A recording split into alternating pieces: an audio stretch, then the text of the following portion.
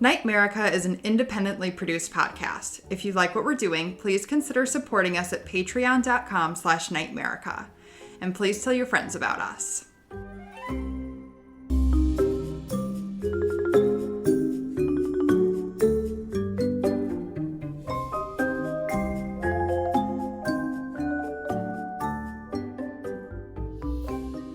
Welcome to NightMerica, a podcast that takes you on a tour of the abnormal, paranormal, weirdly true, and truly weird in every corner across this nation. Because, to paraphrase Ray Parker Jr., whether it's ghosts, aliens, monsters, or monstrous humans, there's something strange in your neighborhoods.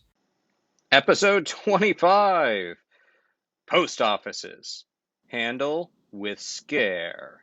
Oh. Do you like that one? I do. I like that one. Do you have another one? No. A postal pun?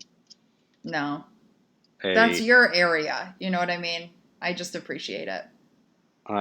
Appreciate that you appreciate it. I feel like there's probably another one that's a little bit on the nose for a postal pun, but, Going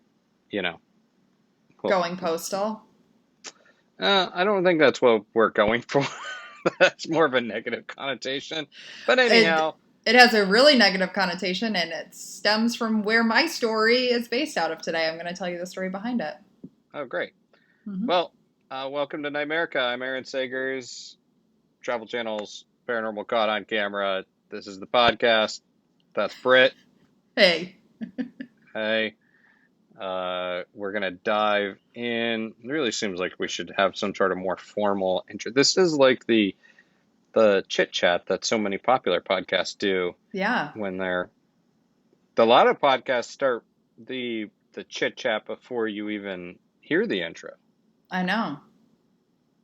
Do you want to do that? I don't know. I kind of like our setup. Yeah, you like the rhythm? I do. But it's more important what you guys all think. Let us know. You guys out there in podcast land. Yeah. Anyhow, how are you doing this week, Britt? I'm good. I can't complain. I'm having a pretty easy go with things lately, so a lot of people aren't. So I feel lucky and just try to appreciate my life. Okay. That's that got deep. It was. It's very philosophical. I was just kind of going for, I'm good. I had some Indian takeout food. Well, you don't eat Indian food. I don't eat Indian food. I'm a very picky eater. I eat like a child, listeners. I was a child and I was not a picky eater. You are like a picky child eater. But not really, because I love lentil soup and I grew up eating escargot. Okay, lentil soup does not make you not a picky eater. If that's your benchmark for I'm not a picky eater because I eat lentil soup. It's like my mac and cheese. I don't eat mac and cheese. Why? Texture? No, I just don't really like it. I would rather have a red sauce pasta.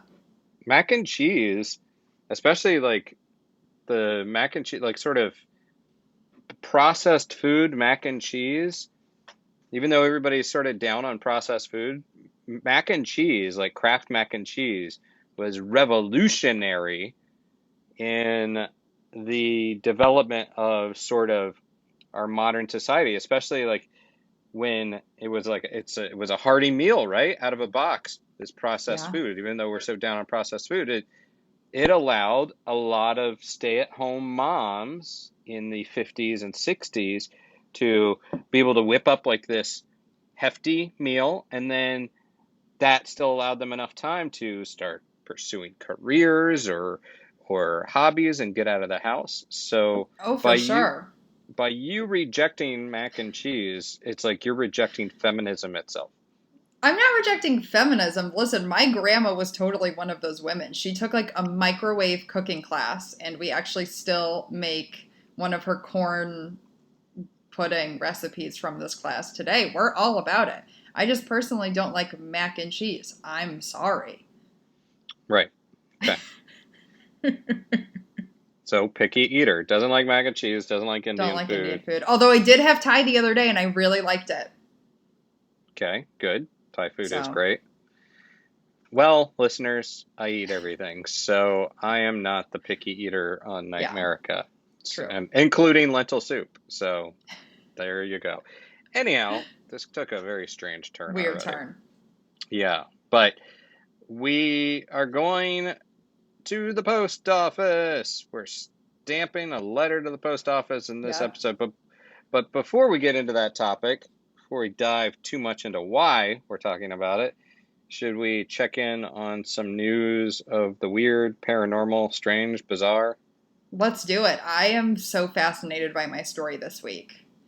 That's good. Um, it's not like weird or paranormal, but it absolutely has to do with true crime. And even one of the stories we did in the past where a girl was murdered off of a Tinder date. You might have seen I shared this as one of our stories, but I'll kind of re-say it for the podcast. Samantha Hills is from Chicago, and she was on Hinge and matched with a guy named Matthew DeRolf. He's also from Chicago, claims to be 33 years old. We don't know if this is his actual name. It's like another Dirty John situation. He impersonated a CIA officer, claimed that he was going to be retiring, claimed to be living in the Trump Tower. But he was a really good con artist. Like, she really believed him. These men know what they're doing. And so once he decided to retire and move out of Trump Tower, he asked to move in with her. Once he did, he installed cameras all over her apartment, like a new security system, but refused to give Samantha like the passwords and all of the information. At first, she felt like kind of relieved, like, oh, I'm dating this guy. He's really making sure I'm safe. He's going to split costs, but then things like changed really fast, and he turned to be kind of a jerk and wouldn't split anything with her, kept all of his money. And she started noticing like he would say he's going to work, but he didn't. So she forced him to move out, kind of cornered him, changed the locks, and was telling a friend about what was happening in her life. And he was like, okay, wait, this happened to a really good female friend of mine. Is his name Matthew DeRolf? And she's like, yes. So she's made her story public. 22 women and 2 men have come forward. The FBI are also involved because he did this in 3 different states, and the totals of his crimes are $400,000. I'll post his picture and Samantha's information on social media in case any of our listeners know about it, because we have a huge listener base in Chicago. So just be cautious on these dating apps, guys. It's like a scary world out there. But also, like, don't be afraid because there are good people out there. But, like, I don't know. It's scary. It is scary. It's an interesting story. It sounds like the basis of a definitely like a horror movie or suspense movie. Well, it's just like Dirty John, the, Yeah, like, TV show that was based on a real story. yeah. Um, I have a different story. Sorry, I'm somewhat distracted today. Here's definitely a moment of oversharing for our listeners. Oh my I God, feel you like never overshare. well, I'm going to overshare. I I'm feel like excited. I have an eyelash growing out of the top of an eyelid. I have a mutant eyelash, I think, that is growing beyond. I already have pretty long eyelashes, I and can confirm. and they've always been sort of the bane of my existence. But now they're no longer content to exist solely on the tip of the eyelid where eyelashes normally grow. I feel like one is actually It's like migrating. growing So into yeah, your eyeball. out no, out of the top of the eyelid. I think this is something that happens when you get older. Just random hair starts sprouting Yeah. places, including a rogue eyelash out of the top of the eyelid. So, but that's not that is strange news, but that's not my news of the weird. Instead, mine I wish it is was. yeah, it's just like personal news, personal weird news, folks. Uh, this actually comes from Yahoo Sports. I don't know why it's Yahoo Sports. I have not made that connection yet. But so, okay, so the title is Company Offers Unconventional Solution to Sell Ghost Plagued Homes. And basically, this article at Yahoo Sports, again, don't know why it's a sports article. ISoldMyHouse.com, which is a real website, they conducted a survey of 5,000 Americans and found that 55% of those surveyed believe in ghosts or spirits. Typically, that number is, I would say, around 35, 40% on a lot of other studies I've seen out there. But 55% of their 5,000 surveyed believe in ghosts and spirits, and 36% claim to have had their own paranormal encounter in their lifetime. Okay, so that's laying the groundwork. ISoldMyHouse.com. They're getting free advertising here. Well, using that information, they have said, well, we're going to help you if you're trying to sell a haunted house, because 61% of the people surveyed said they would not buy a house that they thought was haunted. And according to their own internal data, a property will stay on the market 133 days longer if there are reports of paranormal activity there. So, ISoldMyHouse.com, that's like the fourth time I'm saying it, they're really getting free advertising. The real estate company is offering this solution that if you think you have a ghost in your house, you can register for a virtual visit from a home exorcist who will, supposedly this psychic medium has 23 years of experience and will provide a video consult to assess the situation and give homeowners advice on how to cleanse the space of supernatural entities before putting the house on the market. And those recommendations might include prayer or repositioning of objects, lighting incense, or more.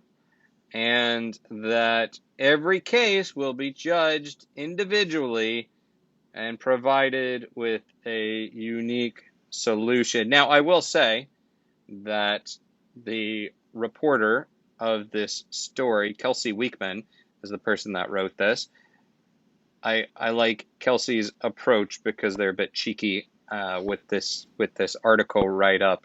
But Kelsey did try to reach out to the home exorcist for an interview, but the company was not able to provide them for the interview. Apparently, they're a little on the shy Mm. side, which means that they're great at vanquishing ghosts, but are not up for an interview.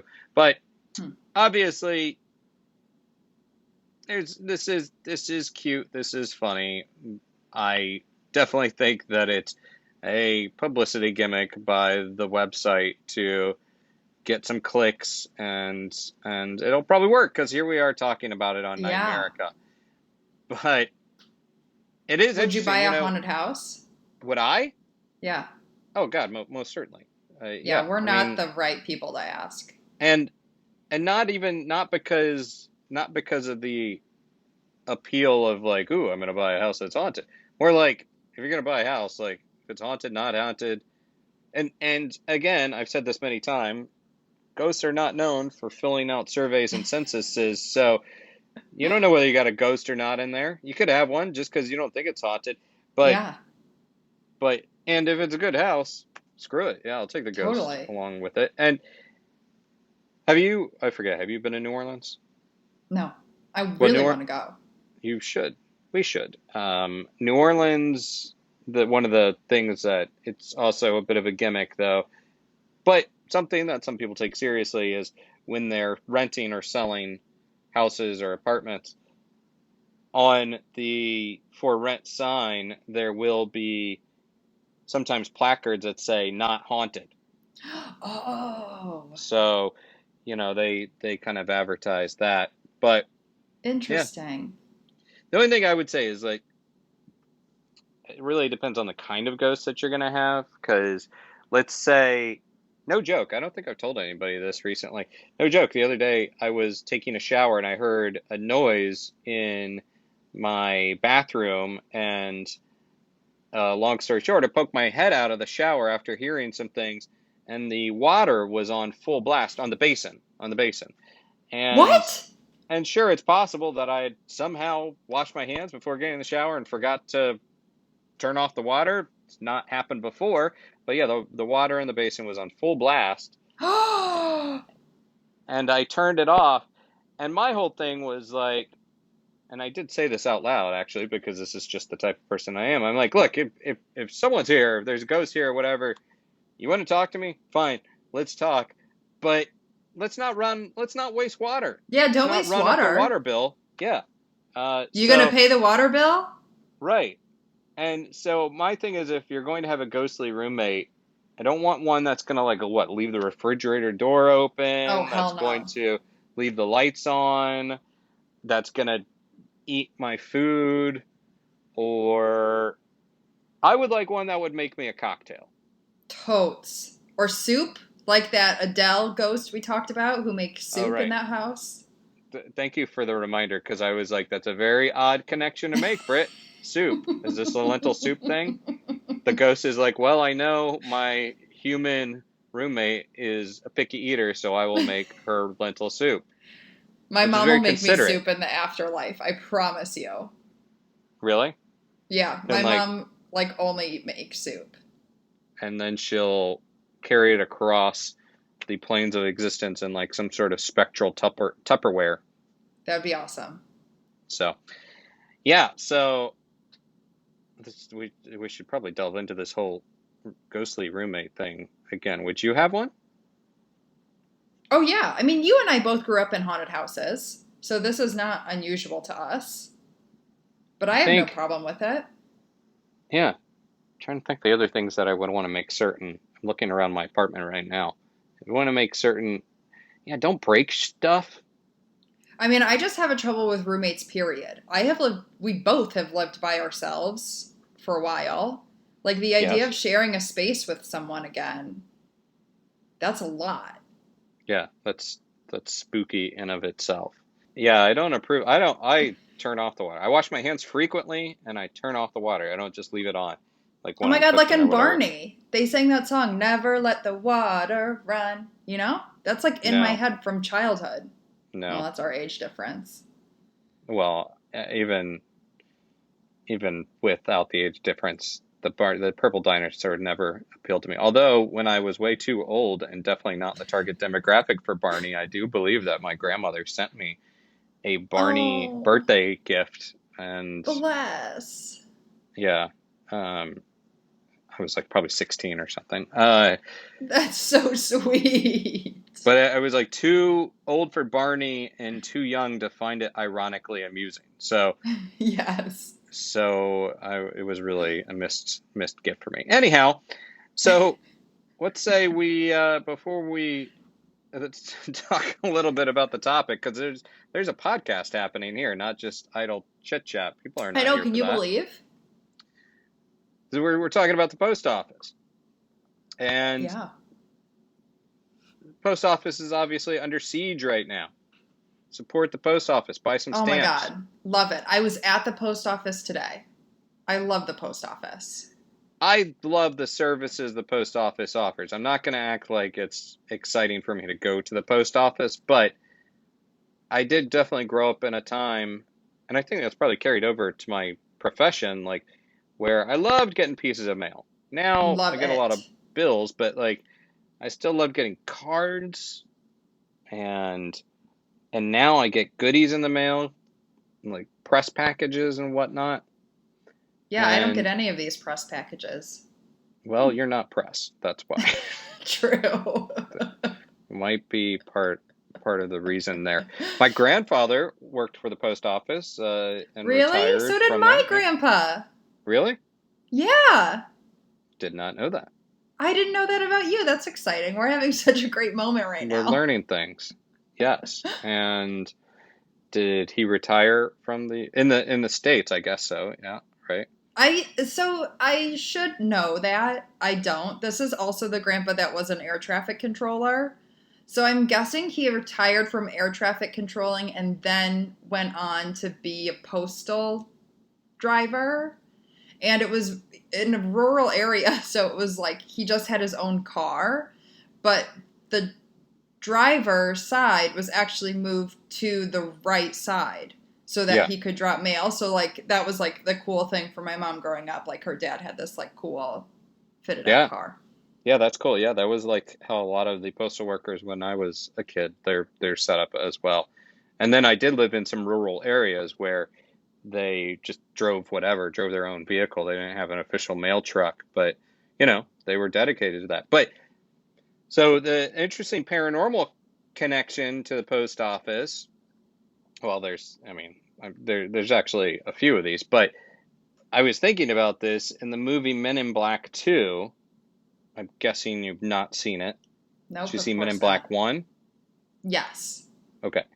Men in Black 2, Agent K, played by Tommy Lee Jones, his memory is wiped, and then he's sent to work in the post office in Truro, Cape Cod, Churro? and Truro, I don't know Oh. how you pronounce it. I think it's I thought it was Truro. churros. Oh, No, not I churros, love Cape Cod. churros. Um, churros and lentil soup. I think Truro. And anyhow, so Will Smith's character comes in there, and he's trying to convince him that there's aliens exist. And then Will Smith tells him that just about everyone who works at the post office is an alien. And there's this big reveal scene where you have like Biz Markie, the rapper, communicating via beat, and everybody takes off their face and everything. They're all aliens in the post office. So Wow. maybe it's true. But we have some stories connected to the post office we're going to get into. But first, how about hearing from the first of our sponsor? Is Brooklyn one of the most haunted places in America? It's a worthwhile question. And this podcast happens to be brought to you in part by Brooklyn's one and only mobile ghost tour, Madame Morbid Trolley Tours, which is the official haunted tour of NightMerica. So, we've talked about this before. Madame Morbid, it's a Victorian-era funeral-inspired trolley, which just sounds like a great way to cruise around town, don't you think? The only way I want to cruise around town. The only way.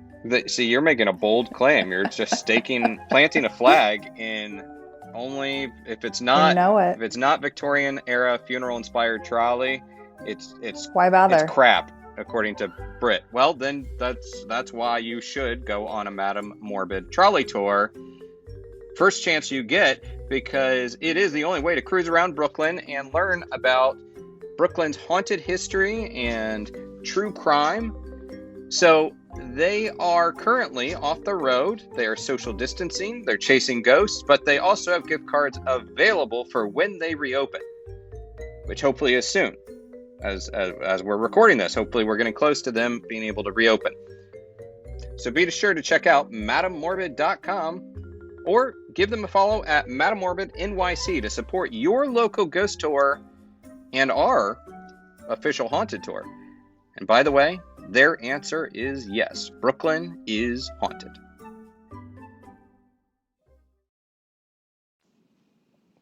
And we're back. And we have a story to tell.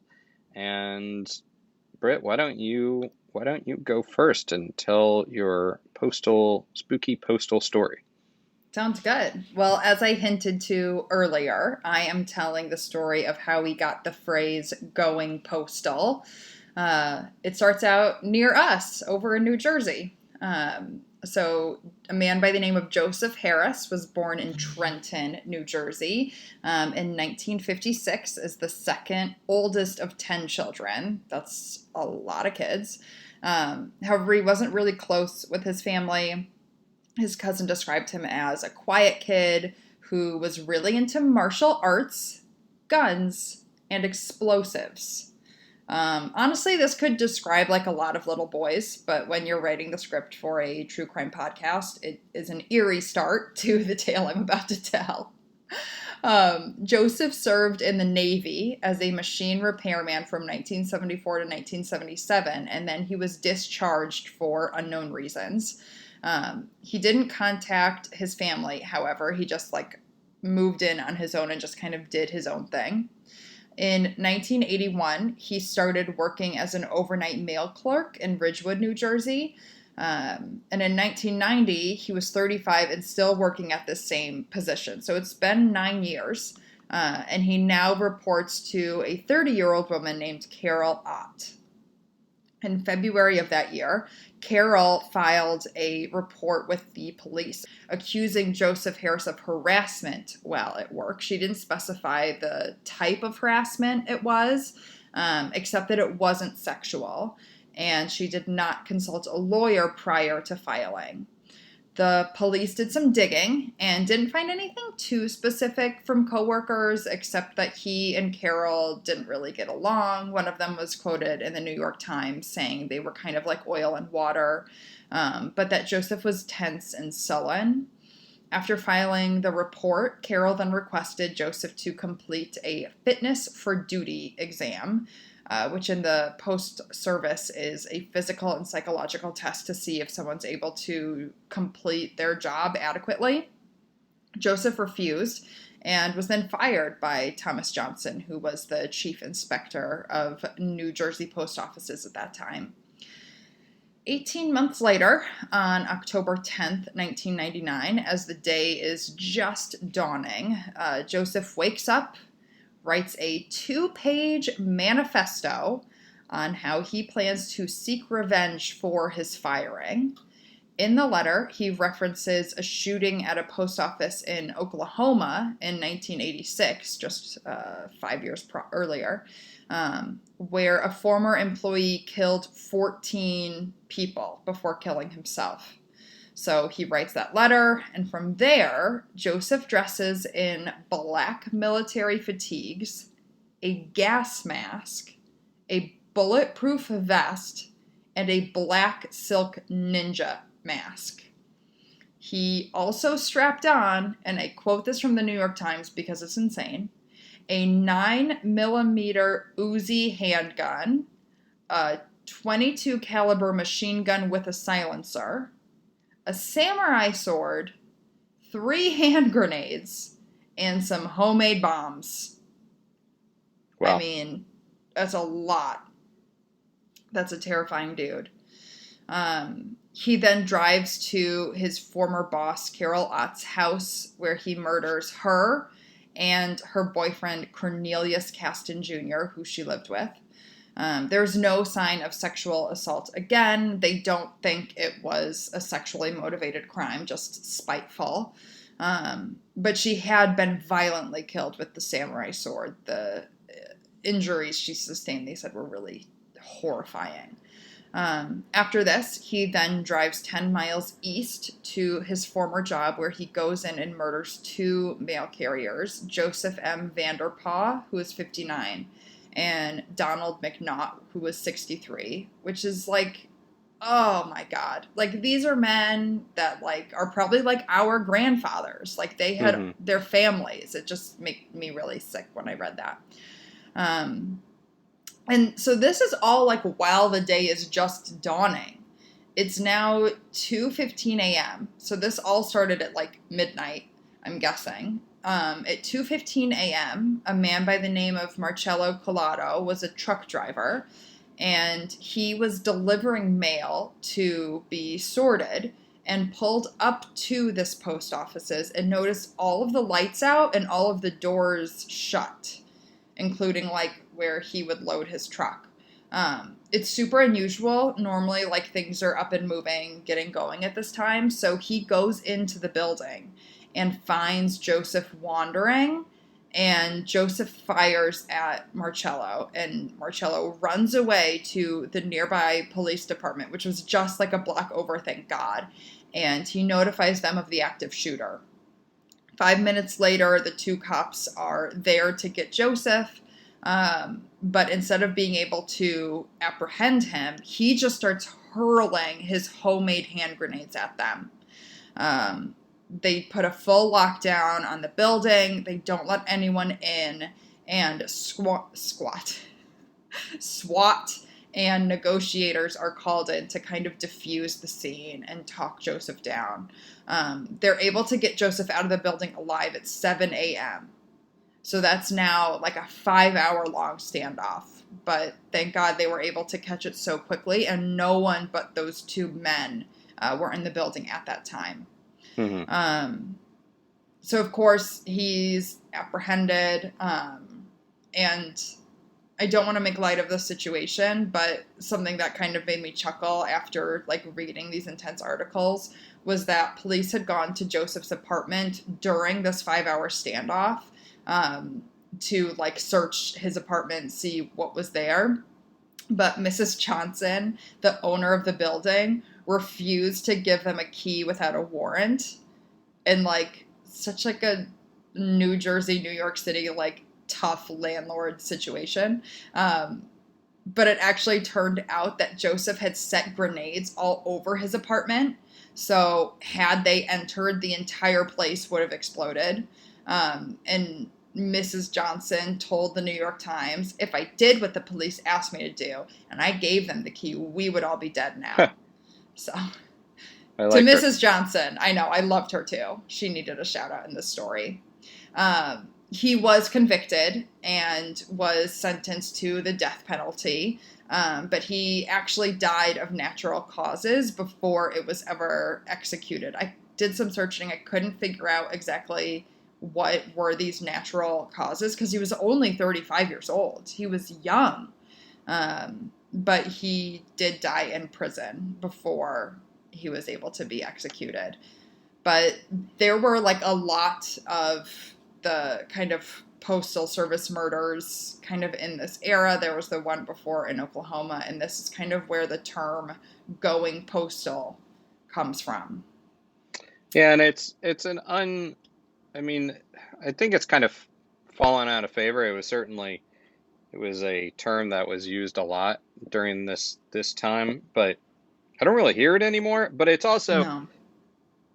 it's an unfair label because it really just paints postal workers, a broad brush as this unstable. I mean, postal workers have had to deal with a lot of crappy stereotypes in addition to that, but there's like Newman from Seinfeld, and I guess Cliff Clavin from Cheers wasn't a bad guy, but he was a bit of a know-it-all dolt. And but so the going postal term, like, we certainly don't, we're not saying it. No It was way. something that was certainly part of culture, but I think Yeah, I'm it's glad really it's not just, a thing anymore. yeah, it's sort of been retired. My like, it's funny because I think a lot of my early thoughts about the post office were really about sort of these heroes, or at least friendly characters, because the guy that we had on my block, when I was growing up on George Street in Florida, was the guy that you would look forward to seeing every day. Mm-hmm. And then I think I remember the movie Miracle on 34th Street, where all of the postal workers deliver the mail to Kris Kringle in the courtroom and save his jingle ass from the gimbals or whatever. So Oh, yeah. Oh, my so God. Our postman growing up, Juan, in Naperville, Illinois, if anyone knows Juan, he had a pretty decent route. He was like the best guy, to the point where our dog, Audrey, who was like such a curmudgeon, would try to throw herself into his truck. Like she was willing to leave our family and be whisked away with Juan because she loved him so much. And she was a sweet girl, but she didn't like kids. She didn't like me a lot of the time. But man, did she have a huge crush on Juan. and Juan was so good that he forged an alliance. Dogs and postal workers are supposed to be natural enemies, as Yep, determined by God and the universe. But Juan built bridges he did. He to totally animal did. kind. So, well, so my story, let's get to that after we hear from another sponsor. Think things are bad now? Well, it could be worse. Don't believe me? Just read Dead Run, the new sci-fi thriller from author Mike Maddox. A mysterious force is taking control of people's bodies and making them run to stay alive. And if you can't keep running, now this is the ad copy, so I'm reading the ad copy because it says, if you can't keep running, you blow up like spaghetti left in the microwave too long.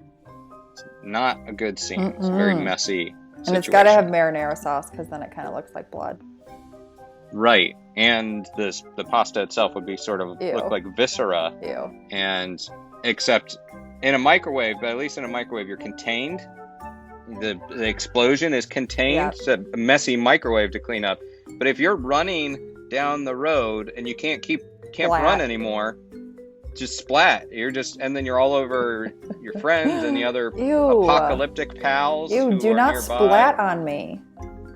And in an apocalypse, you don't have easy access to soap, water. I don't even know if you can stop running long enough to like shampoo and bathe after your friend, your pal is just blown up on you. Anyhow, I mean, this is really, I think, selling the book. Anyhow, the story follows a group of weary travelers as they make their way through a hellish landscape where there's only one rule: run or die. This is Dead Run. And other than being chilling and scary, it will also perhaps inspire you to eat the right kind of carbs and jog every day just in case this apocalypse hits. So check it out. It's available exclusively on Amazon Kindle. It's only like $3. It's well worth your $3. And read Dead Run by Mike Maddox on Amazon Kindle.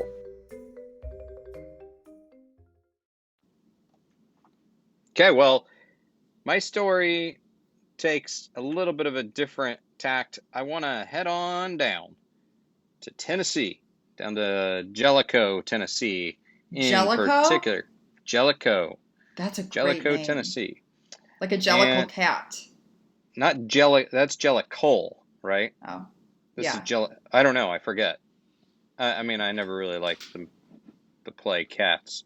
I don't either, but Seth Rogen live tweeting while high to the Cats movie is the best thing on the internet. I did see that. That was pretty good. I don't know if I would agree with the best thing, but it's, it's good. I mean, the internet's pretty big. Mm-hmm. But it is good. Jellico, Tennessee. So it gets its name it's named after Jellico coal. So this is coal country. The town itself is approximately 2,200 people, so it's pretty small, very small. Right on the Kentucky border. What are you pouring? Whiskey? Tea. No. I heard it being poured, and it sounded a lot like whiskey.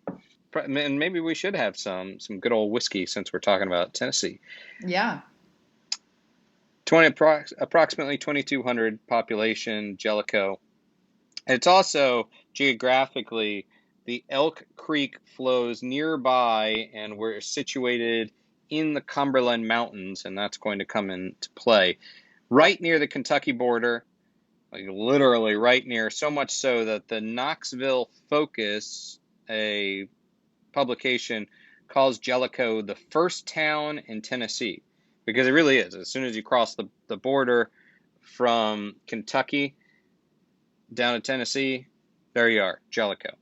The town itself dates back to the 1780s, according to the Knoxville Focus, and was partially settled before the Treaty of Jellico gave up Cherokee ownership to that mountainous region. Questionable about how much choice they had in that matter, the Cherokee people. But during the Civil War, the Jellico area was a muster ground for the Union Army, with the Confederates holding Cumberland Mountain to the south. So, all that is sort of backstory on Jellico itself, but let's talk about the Jellico post office, right on Main Street of this tiny town.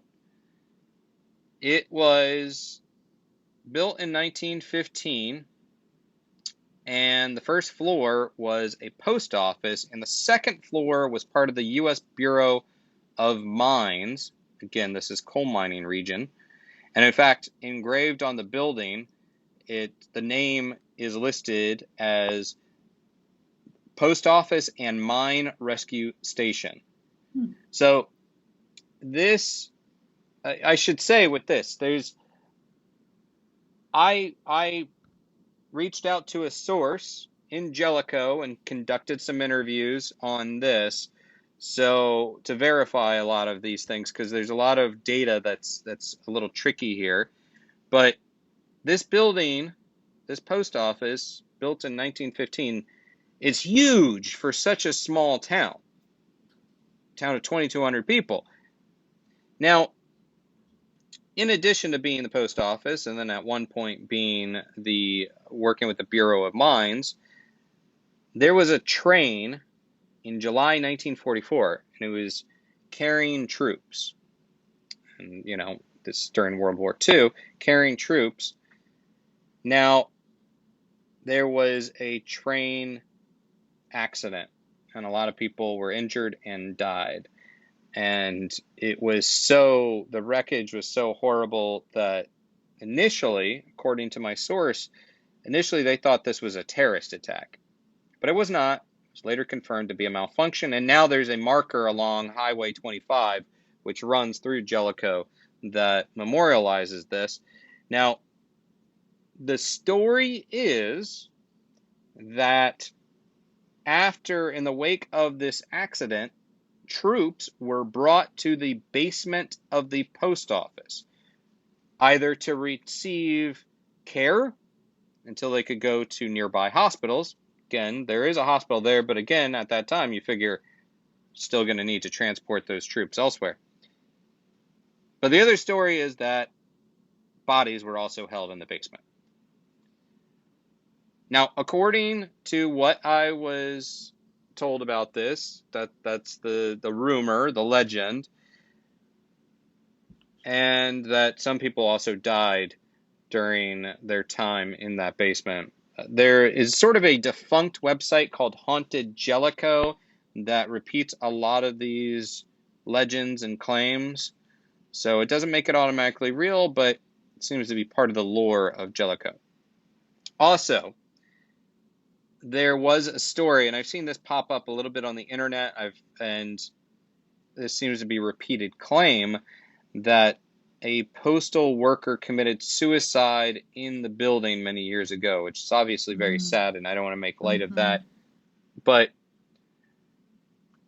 I have it through my own research that this was a previous postmaster, that once he retired, he did indeed kill himself, but did it at home and not at the post office.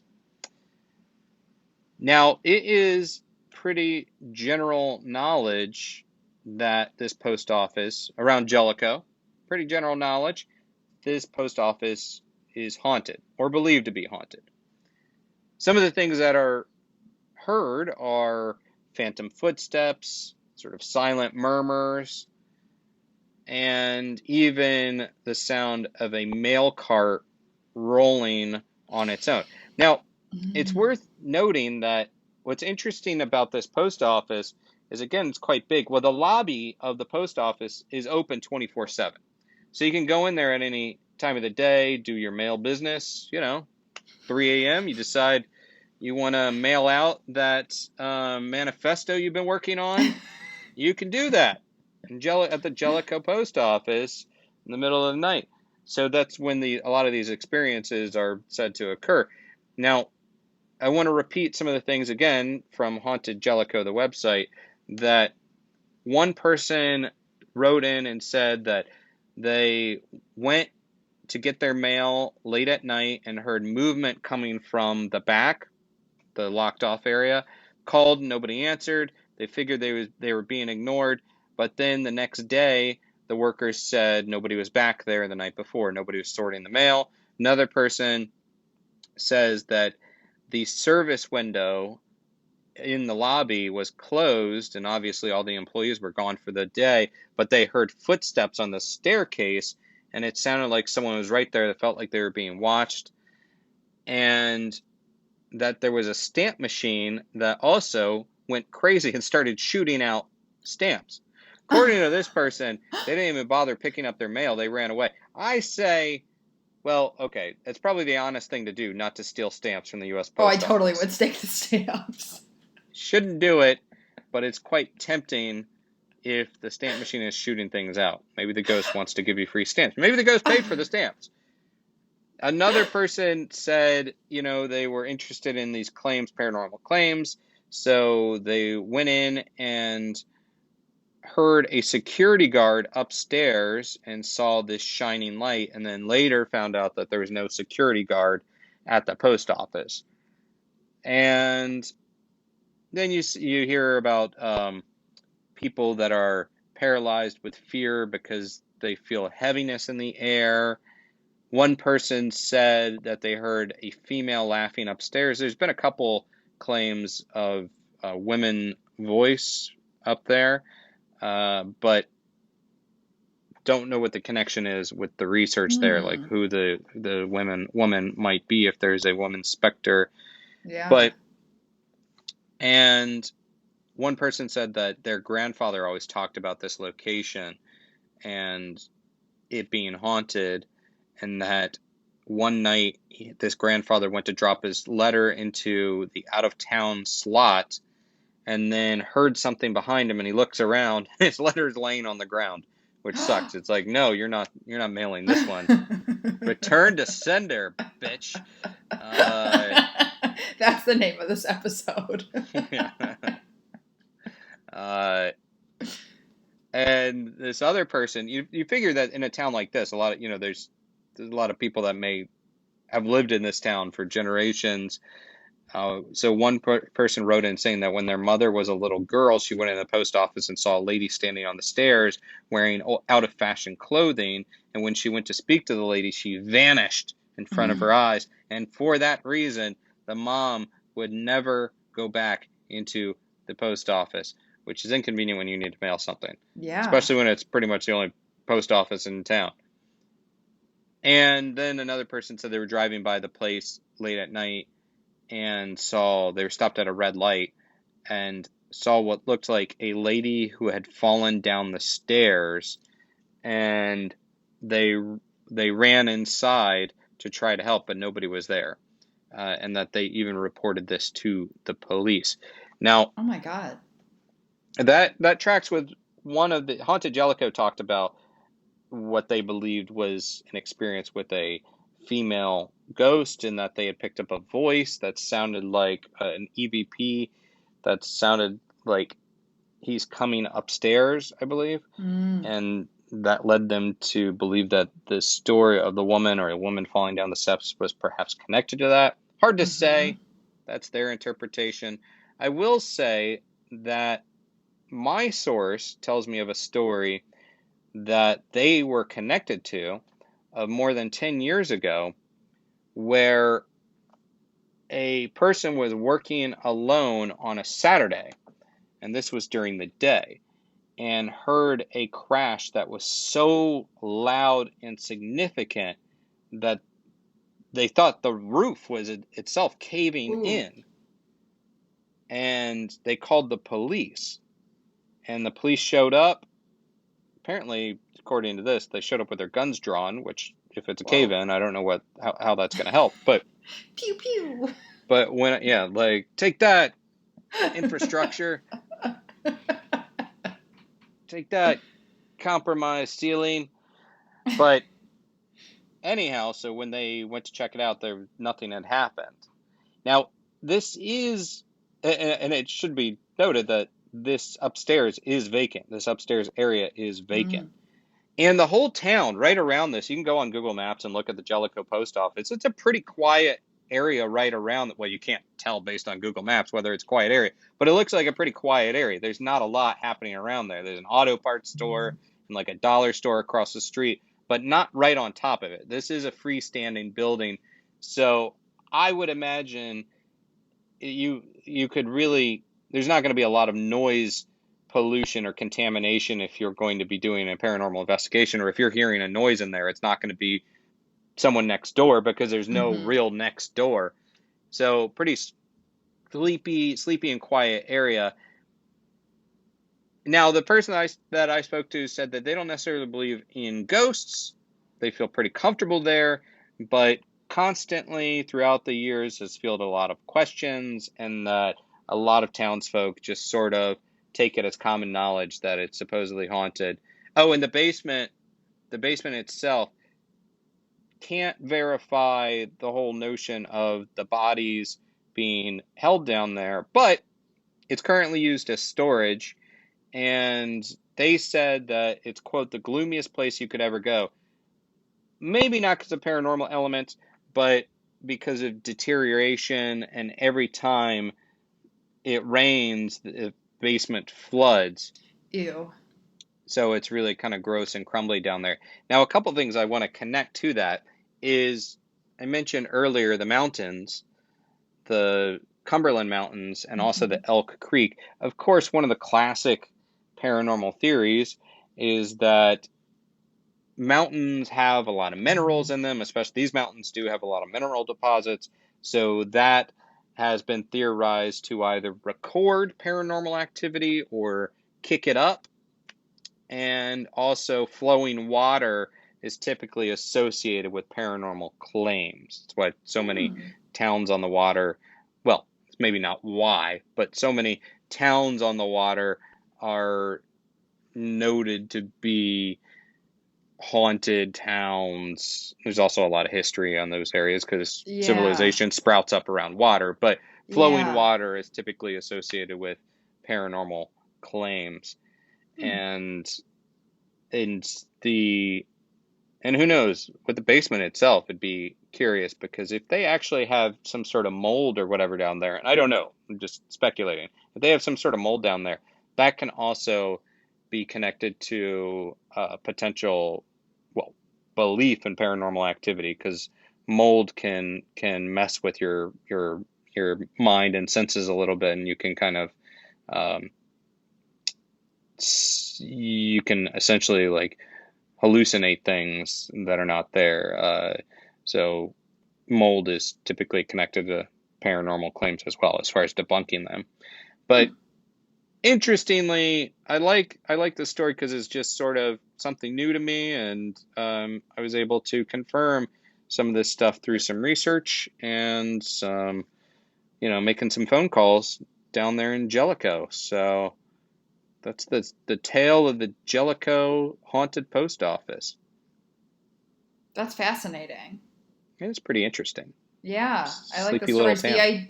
The idea of the mail cart wheel, like squeaking down the hall, for some reason, like that gives me a lot of goosebumps. That feels very eerie.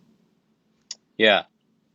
It's like, here's the junk mail that you can't escape from. Do you want to subscribe to this magazine? $60 off this meal kit delivery service. Yeah. Ooh. I hate the mail. This is what would haunt me. Like already I feel like it terrorizes me. The mail that looks like it's a check, and then you open it up and it's just some sort of gimmick, like, yes. Or even like return labels that get sent to me. Like my college sends me return labels all the time. I'm like, I don't know. I don't want this. Like, I would kind of like return labels. No one sent me any. I would like some. Well, my address is like long to write out. I can send you mine, except that'd be pretty weird. Yeah, that's weird. But yeah, the cart, like, yeah. The sound of just that squeaky wheel. Yep. So, I do find that kind of creaky wheel notion a little creepy, and creaky. Well, before we get out of here, should we talk about our paranormal pop culture suggestions of the week? What are you checking out? Let's do it. Well, last night I watched a movie that popped up on my Netflix called Dark Skies. It's with that stunning actress from The Americans. I should have researched this ahead of time. She was in Felicity too. Yeah. Kerry Russell. Yeah. Kerry Russell.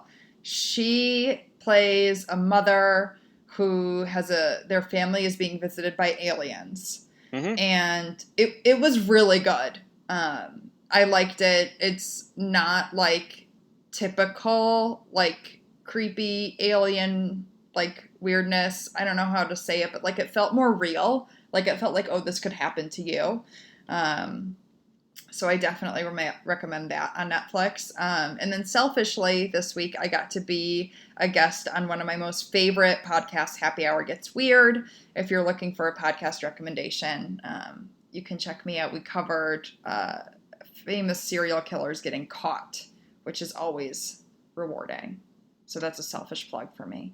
The Dark Skies, yeah, I Mm-hmm. remember when that came out. I interviewed J.K. Simmons, who was in the movie. He was also famously played J. Jonah Jameson in the Sam Raimi Spider-Man movies, and may and will again play J. Jonah Jameson in the new Spider-Man movies.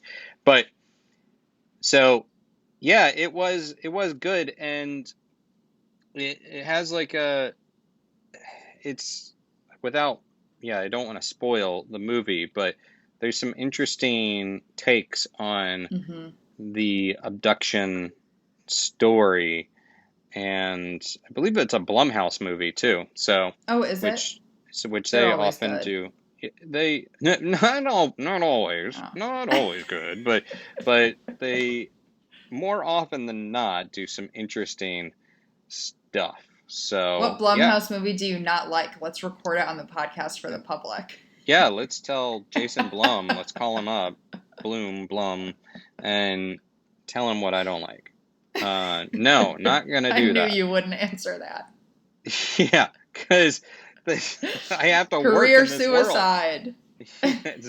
Yeah, and overall, I mean, I would legitimately go work for Blumhouse, because I think they do some really interesting, not they do interesting movies, but they also have a great formula for putting out movies that Yeah.